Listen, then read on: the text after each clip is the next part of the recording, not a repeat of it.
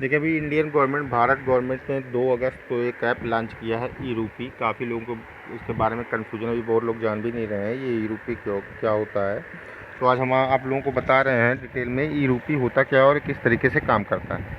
देखिए, अभी तक जितने भी ऐप आते थे यूपीआई के, चाहे वो भीम हो, पेटीएम हो या कोई भी हो, उसको एक ही कंपनी डील करती थी, national payment corporation of India.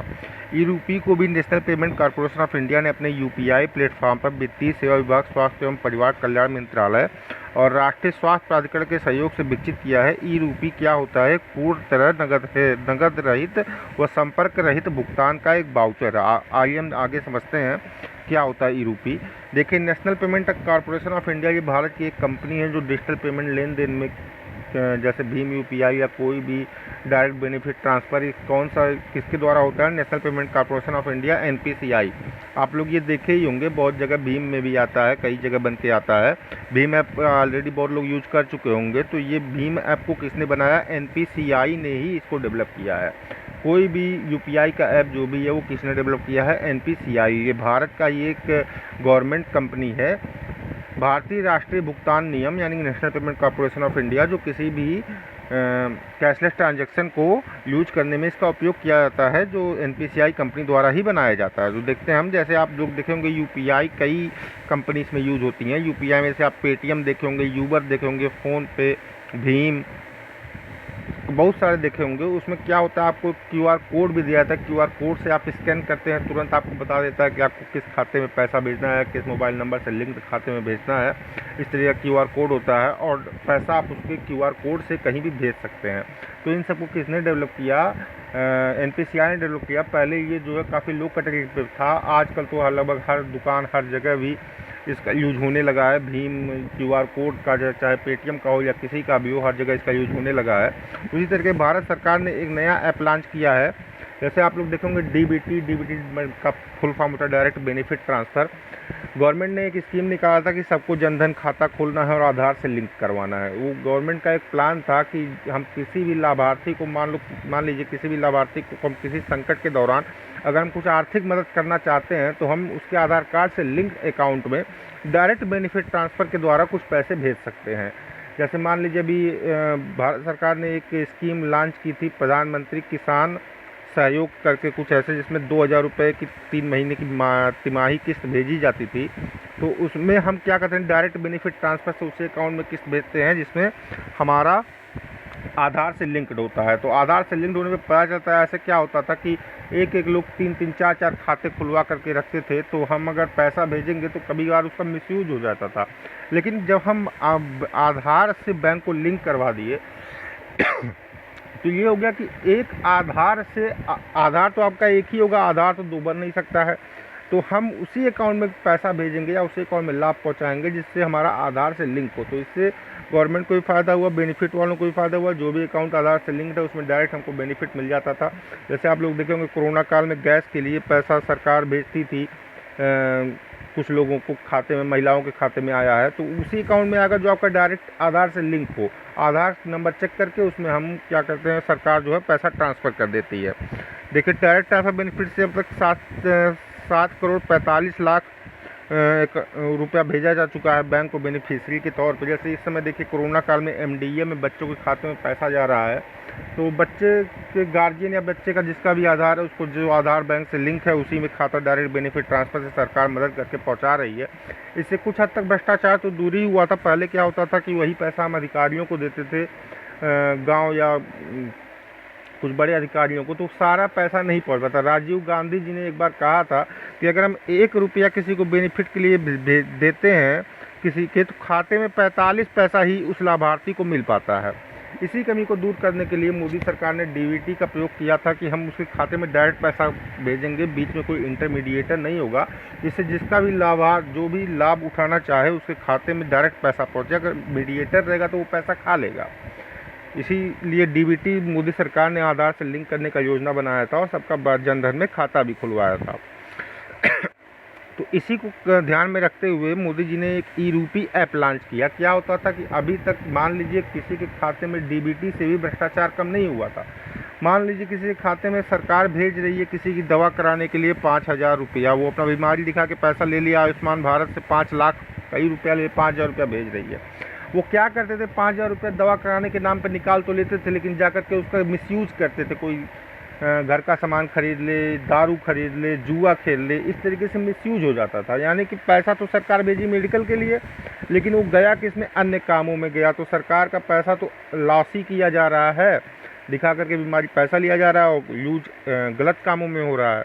तो सरकार ने इस भ्रष्टाचार को कम करने के लिए एक नया टेक्निक NPCI के माध्यम से विकसित किया कि हम किसी भी लाभार्थी को, अगर हमको मान लीजिए किसी बच्चे को बुक खरीदने के लिए पैसा देना है जो गरीब है, तो हम उसको पैसा नहीं देंगे जिससे वो उसका मिसयूज करे। हम उसको क्या देंगे, QR कोड। और ये QR कोड केवल उसी जगह काम करेगा जहाँ पे उसको बुक मिल सके। अगर वो चाहे कि उस QR कोड से हम कुछ और कर लें, कुछ और सामान खरीद लें, या फिर घर का सामान खरीद लें, या फिर कुछ दारू वारू पी लें, तो वो नहीं, वहाँ पे वो यूज ही नहीं होगा। एक QR कोड वो उस लाभार्थी को देंगे।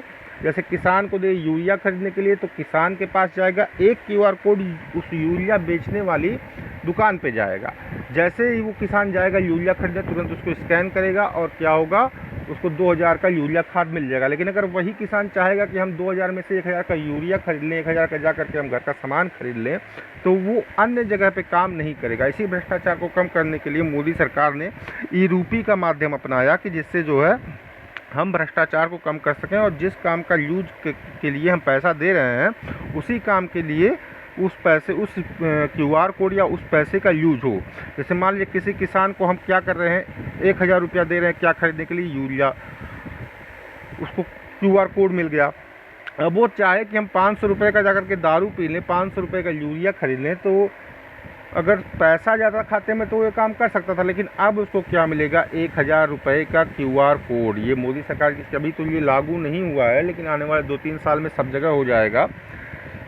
1,000 का QR कोड मिलेगा, वो उसको लेकर के कहाँ जाएगा, यूरिया की दुकान पे। यूरिया की दुकान वाले के पास भी है 1,000 का उसका QR कोड। वो जैसे स्कैन करेगा 1,000 रुपया उसका कट जाएगा, वो उसको यूरिया दे देगा।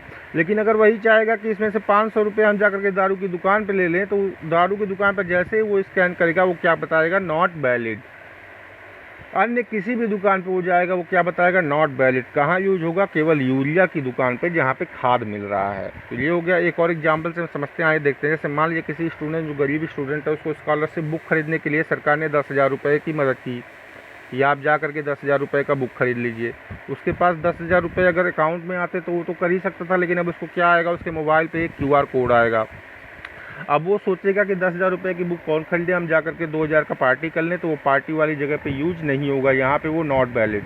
वो कहाँ वैलिड होगा, जहाँ पर भी बुक्स की दुकान होंगी, क्योंकि सरकार ने एक QR कोड तो भेजा ही है उसके मोबाइल पे, दूसरा QR कोड कहाँ भेजा है, बुक्स वाली दुकान पे।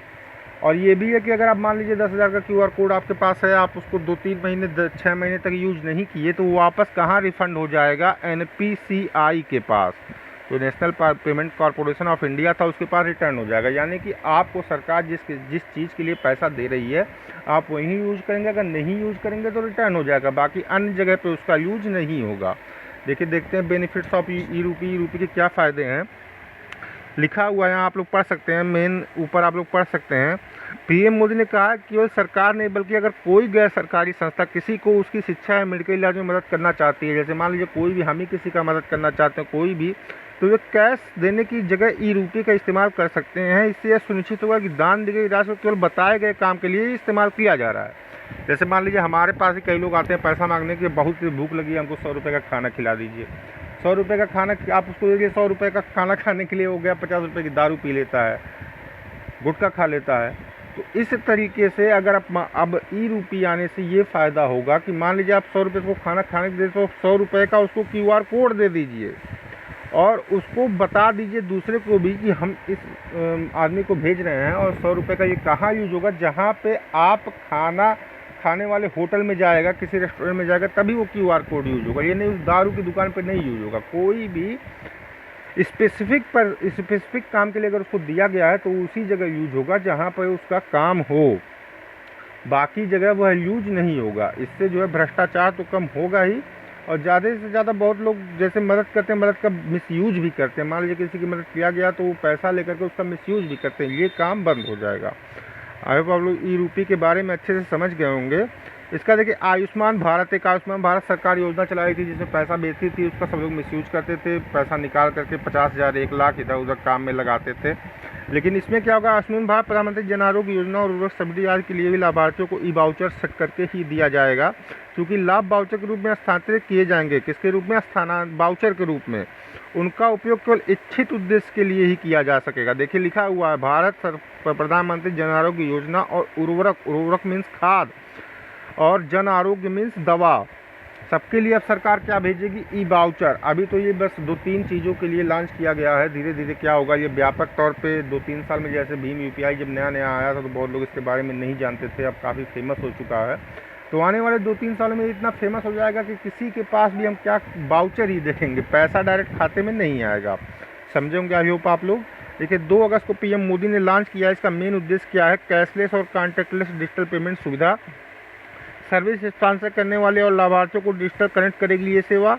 कल्याणकारी योजनाओं को लाभार्थियों तक सीधे फायदा मिलेगा और किसी अन्य काम के लिए इसका यूज नहीं होगा। आप लोग समझ गए होंगे ई रूपी के बारे में। कोई डाउट हो तो उनसे कमेंट बॉक्स में पूछ सकते हैं। मिलते हैं नेक्स्ट वीडियो में। धन्यवाद।